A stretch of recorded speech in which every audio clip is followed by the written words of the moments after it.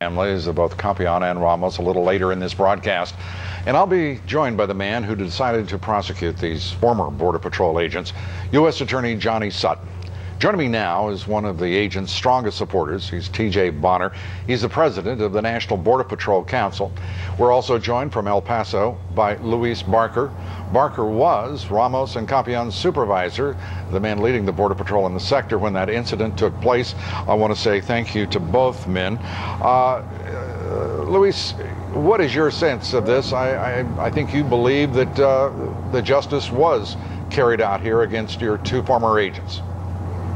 Yes, before I answer that question, I certainly have been listening to the feed through the earpiece, and I certainly feel for the family and certainly feel for those agents because certainly the penalty is harsh, but certainly it's not a miscarriage of justice. I believe justice was served.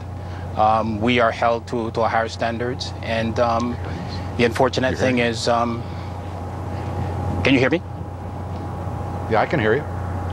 Yeah, it's unfortunate that the agents drew this sentence, but certainly the system works.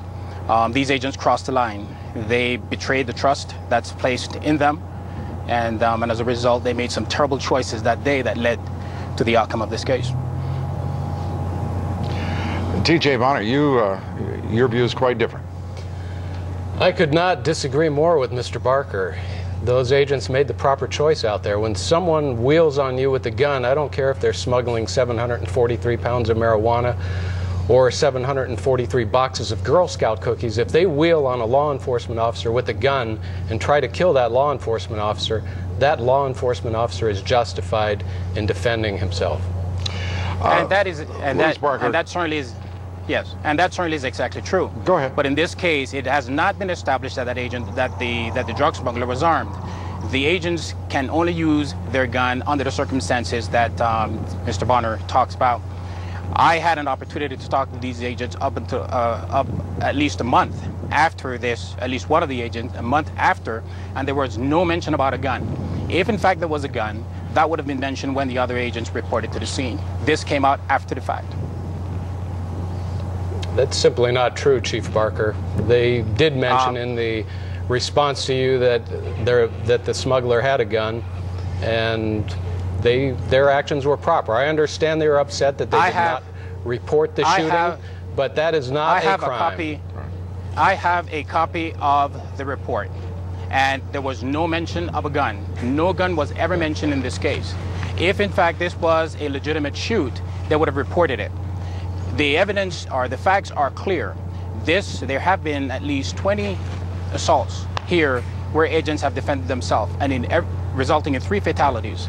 And in Chief every Barker, instance, I have to say to you, everything you're saying, it's remarkable to me, if I may just say, to hear a former Border Patrol chief saying these are facts when what we have is a finding by a jury of contested facts between an illegal alien, Mexican drug smuggler, and 2 U.S. Border Patrol agents who work for you. Why do you give such credence to if I may, do you give such credence to a drug smuggler?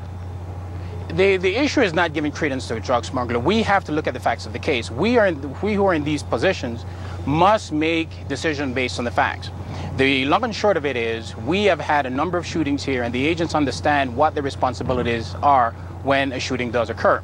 This would have been a clear-cut, this issue would have been clear-cut if this had been reported, if an investigation had run its course. Again, we have had a number of shootings. These agents defend themselves. I know they'll continue to do that. And if in fact this had been the case on that day, we probably would not be talking about this case.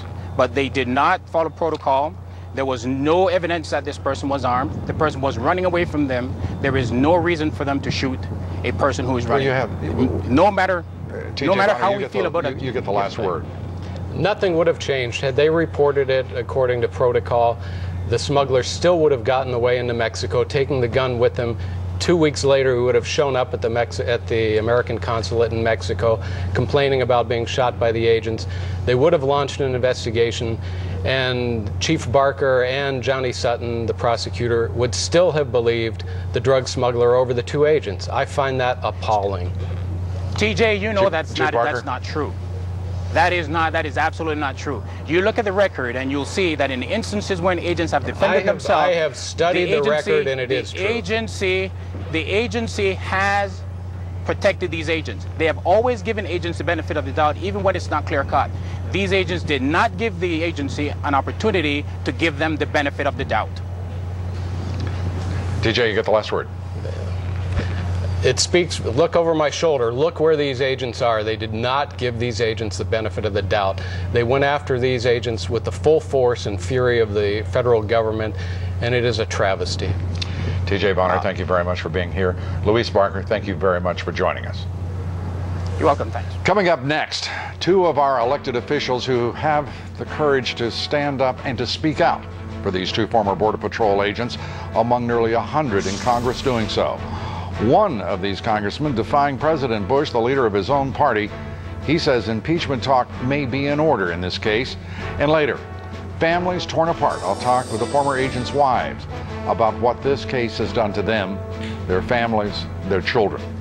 Stay with us as our primetime special report, Border Patrol, continues from Yazoo City, Mississippi.